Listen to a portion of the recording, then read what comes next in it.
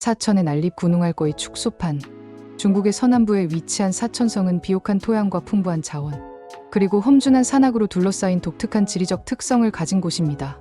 예로부터 천부지국, 즉 하늘이 내린 풍요로운 땅이라 불렸지만 동시에 중앙정부의 영향력이 미치기 어려워 군웅할 거라는 말이 가장 잘 어울렸던 군벌시대의 축소판과 같은 곳이었습니다. 산서의 옌시산, 서북의 펑이샹과 마가군벌, 남부의 광서군벌과는 또 다른 양상을 보인 사천 군벌의 이야기는 과연 어떤 모습이었을까요? 사천성은 동쪽으로는 장강 삼엽의 험준한 지형, 서쪽으로는 티베트 고원, 북쪽으로는 질령산맥, 남쪽으로는 운기고원에 둘러싸여 있습니다. 이러한 지리적 요새는 외부 세력의 침투를 어렵게 만들어 주었지만 동시에 내부적으로도 교통이 불편하여 여러 지역으로 분할되기 쉬운 환경을 조성했습니다. 이 때문에 사천성은 중앙정부의 통제에서 벗어나 독자적인 세력이 성장하기에 매우 유리했습니다. 청나라 말기 사천성은 보로운동 등 반청운동의 중심지였으며 신해혁명 이후 중앙정부의 권위가 붕괴되자 사천성 역시 독자적인 길을 걷기 시작했습니다.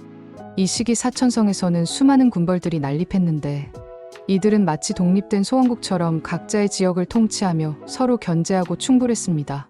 옌시산이나 펑이샹처럼 한 명의 강력한 지도자가 성 전체를 장악하기보다는 여러 명의 군벌들이 성을 분할하여 통치하는 양상을 보였습니다. 사천 군벌 중 가장 유명하고 강력했던 인물은 단연 류샹과 그의 삼촌 류원의였습니다. 이들은 사천성 군벌 중 가장 큰 세력을 형성한 사천 류씨 가문의 수장이었습니다. 류샹은 사천왕으로 불릴 만큼 사천성 내에서 가장 큰 영향력을 행사했습니다. 그는 비교적 온건하고 실용적인 인물로 평가받았으며 자신의 군사력을 바탕으로 다른 소규모 군벌들을 제압하고 사천성 내부의 통일과 안정을 꾀하려 노력했습니다.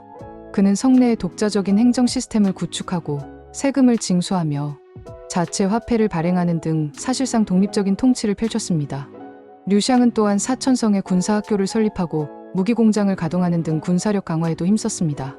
반면 류샹의 삼촌인 류원우이는 사천성 서부의 아열대 지역과 한족 티베트족 접경 지역을 기반으로 삼았습니다. 그는 류샹과 같은 류씨 가문 출신이었지만 서로의 세력 확장을 견제하며 끊임없이 경쟁하고 충돌했습니다. 류샹과 류원우의 대립은 사천 군벌 시대의 가장 큰 특징 중 하나였습니다. 이들은 때로는 동맹을 맺고 다른 군벌들을 공격하기도 했지만 이내 서로를 배신하고 싸우는 것을 반복했습니다. 특히 1932년부터 1933년까지 이어진 이류전쟁은 사천성 전역을 전쟁터로 만들 만큼 격렬한 내전이었습니다.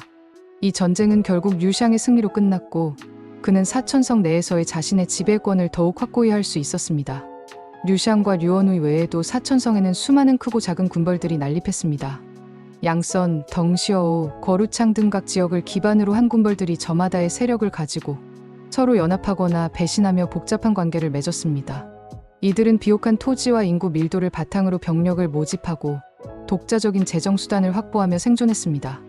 이들 군벌은 각자의 이익에 따라 끊임없이 이합집산을 반복했습니다. 어제의 동지가 오늘의 적이 되고 오늘의 적이 내일의 동지가 되는 일이 비일비재했습니다. 중앙정부의 개입은 거의 불가능했으며 사천성은 사실상 무정부 상태에 가까운 군벌들의 각축장이었습니다. 이러한 난립은 사천성 내부의 경제적, 사회적 발전을 저해하는 주요 원인이 되었지만 동시에 외부 세력의 침투를 어렵게 만드는 역설적인 효과도 있었습니다. 사천 군벌들은 명목상 장제스의 국민당 중앙정부에 복종했습니다. 류샹과 류원우이 등 주요 군벌들은 국민혁명군의 고위직을 겸임하며 중앙의 권위를 인정하는 모습을 보였습니다. 그러나 이는 어디까지나 형식적인 것에 불과했습니다. 사천 군벌들은 중앙정부의 명령을 거의 따르지 않았으며 세금도 중앙에 바치지 않고 자신들의 군사력과 재정권을 독립적으로 유지했습니다.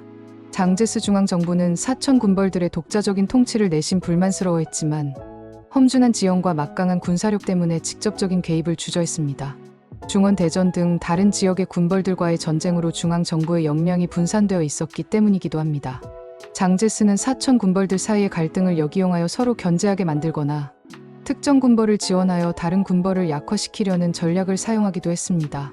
1937년 중일 전쟁이 발발하면서 사천성은 중국 전체의 운명을 좌우하는 중요한 지역으로 떠올랐습니다. 일본군이 중국 동부 해안의 주요 도시들을 점령하고 난징까지 함락시키자 장제스의 국민당 중앙정부는 임시 수도를 중경으로 옮겼습니다. 중경은 사천성 동부에 위치한 도시로 험준한 지형으로 둘러싸여 일본군의 직접적인 침공으로부터 비교적 안전했습니다. 이로써 사천성은 항일 전쟁의 마지막 보루이자 후방 기지가 되었습니다. 사천 군벌들은 비록 평소에는 서로 싸우기 바빴지만 일본의 침략이라는 민족적 위기 앞에서는 항일 전선에 참여했습니다. 류샹은 적극적인 항일 의지를 보이며 자신의 군대를 이끌고 일본군에 맞섰습니다.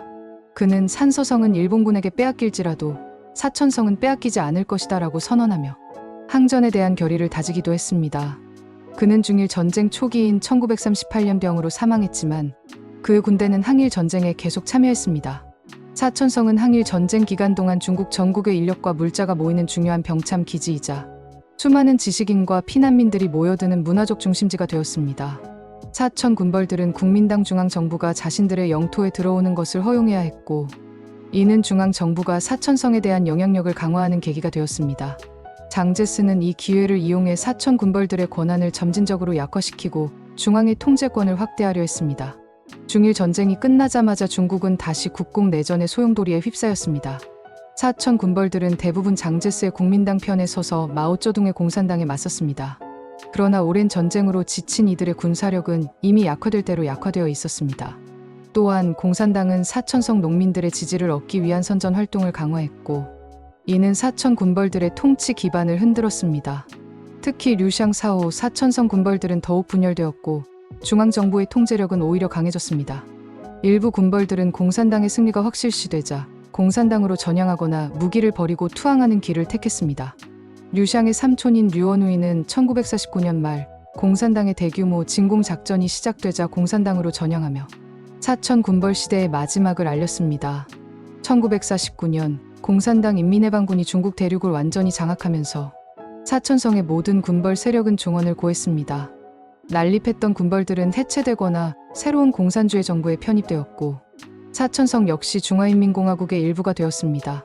이로써 거의 40년 가까이 이어져 온 사천 군벌의 복잡하고 다채로운 역사는 막을 내렸습니다. 다음 이야기도 궁금하시다면 구독과 좋아요 부탁드립니다.